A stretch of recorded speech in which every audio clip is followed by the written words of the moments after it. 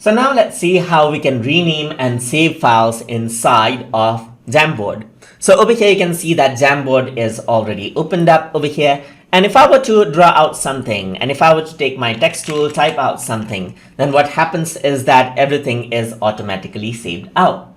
So if you want to, let's say for example, rename the file, then on the top you can see that I have already named the file as tututube. And if you want to rename it, you can see that as I hover over, it says rename. And once I click on this, what happens is that it opens up the rename jam option right here. So you can simply rename it out to renaming a file right here. So I'm just going to go around on and rename it to renaming a file, press OK, and that is how it is saved out.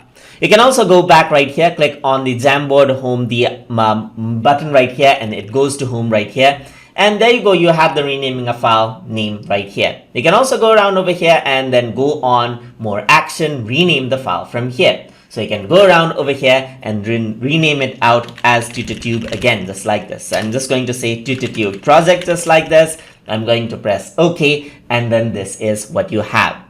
And that is how you can rename and save a file. Basically, file is saved automatically inside of Jamboard. So hope you guys learned something as always. And as always, please like, comment, share, and subscribe.